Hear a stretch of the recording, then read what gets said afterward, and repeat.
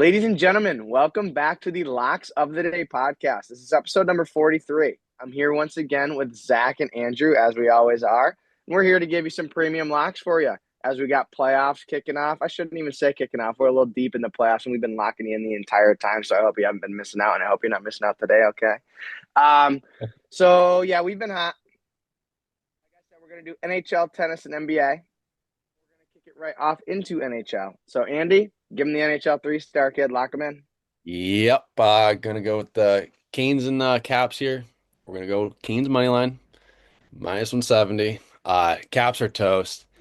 Hurricanes are just way too good offensively. Thompson, Caps goalie, he's been playing very well, but he's the only guy that's been playing well for the Caps. So that's not gonna get a series win in the second round, especially against a team like the Capitals. And Caps are only averaging 1.5 goals a game this series. Once again, that's not going to get it done in the Stanley Cup playoffs. Like, that's just not going to get it done. And Freddie Anderson for the Canes, brick wall. Like, absolute brick wall. Like, nothing's getting by the guy right now. Like, just that brick wall. Save percentage right now in the playoffs is a 9.35. Insane. And obviously, goals against is a 1.4 because Caps only scored 1.5 this series. Um, but exactly, it's tough to beat. A hot goalie in the playoffs is like the scariest thing to go against. Like Hellenbuck all year has been great. Come the playoffs, he's shit. So it's like the Stars don't care about that team right now. They're just mowing down the Jets. So could be something different here because a little home stand for the Jets tonight. But we love Carolina. They're closing out the series here against the Caps. Look at their offense. You got Jarvis. Svechnikov's been going crazy. He's got, I think, 7 goals in his, what is that, like 7 games, I think he's played so far. So he's fucking dialed. And I think the Canes in the playoffs, they've been different the past couple of years.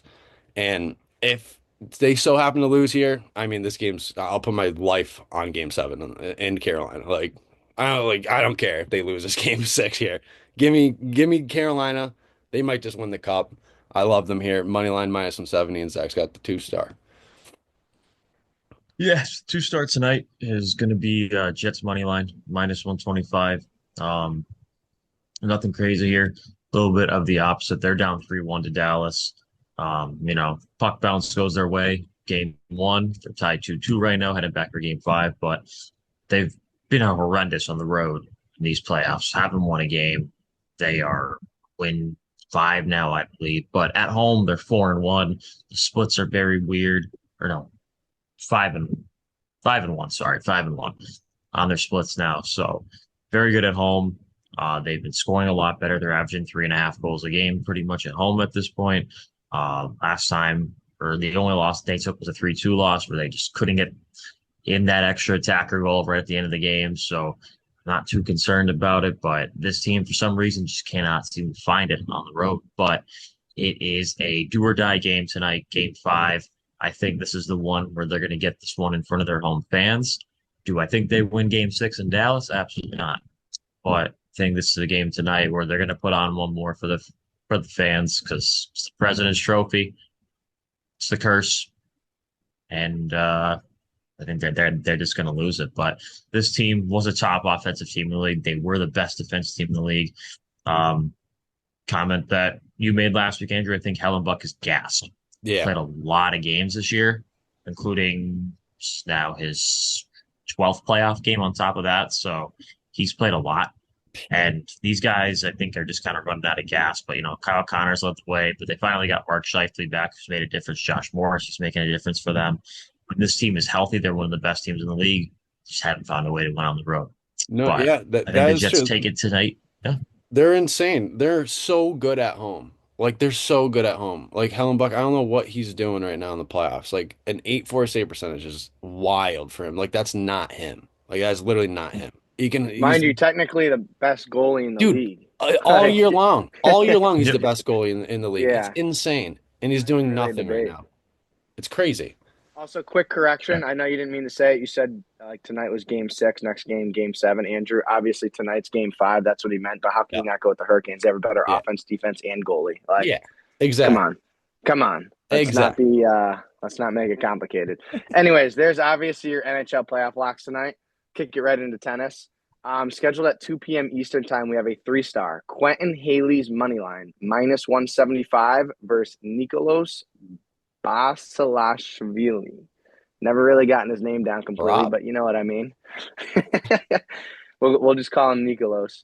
So Haley's is number 52 in the world, while Nicolas is number 157 in the world. And Haley's is the better player here. It's just no debate in my mind. Like I said, I obviously don't care that much about rankings, but Haley's is simply better. This match will be on clay, which is both of their second best surface. They're both a little better on hard surface, but Haley's is still very good on clay. Nicolas, on the other hand, is 2-7 in his last 9 matches while not even playing good players. We're talking like bottom of the barrel players, and he's 2-7. This dude has been horrendous the past like 2 years. He used to be good years ago, like decent. He's gotten so bad over the past year and a half. It's embarrassing. Haley's is 8-6 in his last 14 matches while playing way better competition. It's not even I'm talking like top names competition and like middle of the pack names, not bottom of the barrel. And he's 8-6 towards Nicolas 2-7 versus garbage.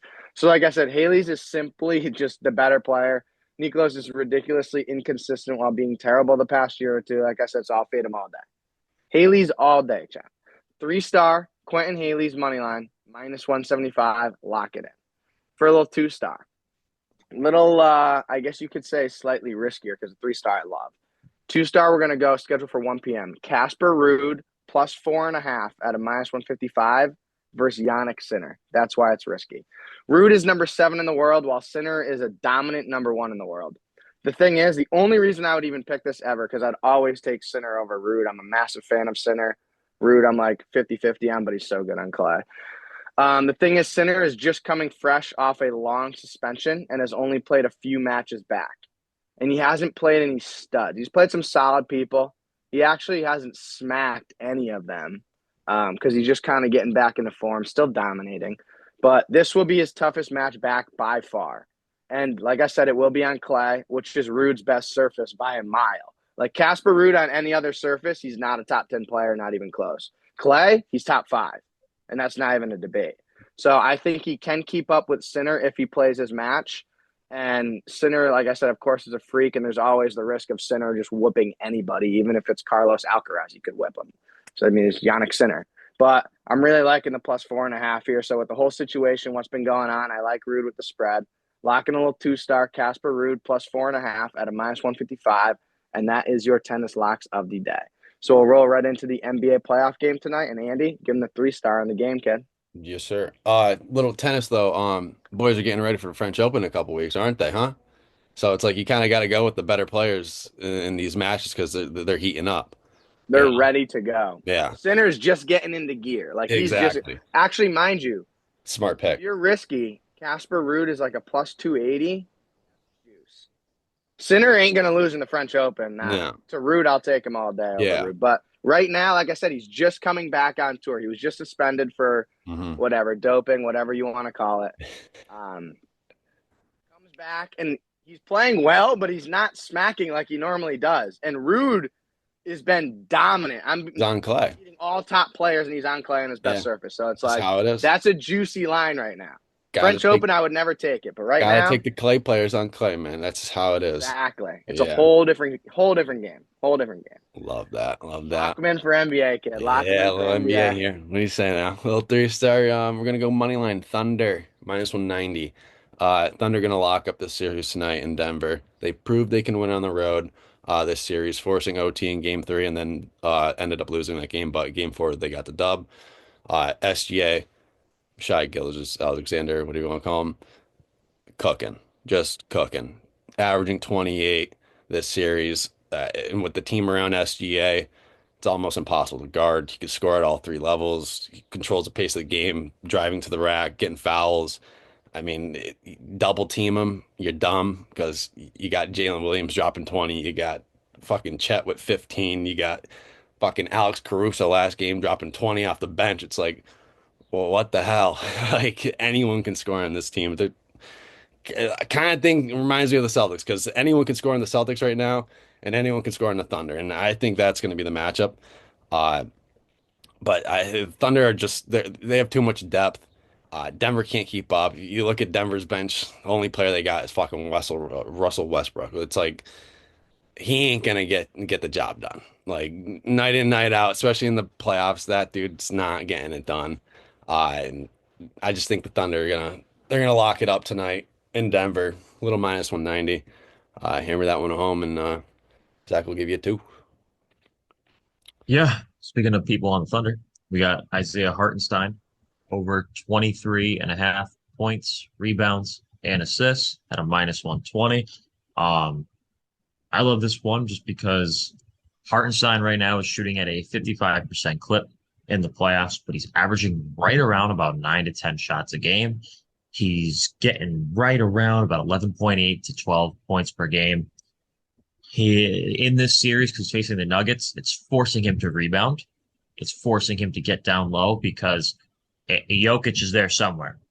It don't seem like it because he's always up top or he's always at the key, but he's out there somewhere. And with his 8'11" wingspan, that man just reaches over the top and says, "Okay, here, I take this." If not, if you guys didn't see the shot he made over Hartenstein or no, I think it was Holmgren in Game 5 with like 0.2 seconds left on like the shot clock, but he just stepped to his right and said, "All right," and just threw his The hands up. classic And Jokic.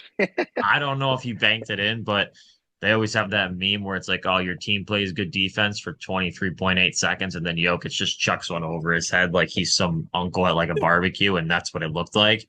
So, I mean, it's forcing Holmgren to rebound because if he doesn't, then Jokic is going to torch them for 45 points. So Yeah, easily. it's not a bad thing. So, and he's also getting about 3 to 4 assists. So right now, with what he's averaging, it's right around 25 to 26 in that category. And he's only got to do 23 and a half. So, like I said, tonight, I expect him in a closeout game to grab over 10 rebounds. And I can very easily see over or very close to 10 points and a couple assists as well. Because in his Denver splits, he's still shooting 8 shots a game. So I do like that. So, he's going to get to the free throw line. He's going to get fouled. He's pretty much one of the only bigs on OKC besides Holmgren, just because Holmgren's a little bit skinnier, a little bit smaller, and they're still working his way back as well. He had I think Holmgren was out 4 to 5 months this season as well. So they're just trying to make sure they don't rush him too early. So, but yeah, Isaiah Hartenstein over 23 and a half, 23 rebounds and assists, minus 120. We love it. Love it. Beautiful. That locks in your NHL playoffs, your tennis locks in your NBA playoff locks. Is there anything else, fellas? No, I'm good. We're all set. All right. Well, that wraps up Locks of the Day podcast number 43. And we will be back to see you next Thursday. Make sure you get those locks in. Let's cash once again, ladies and gents, and peace.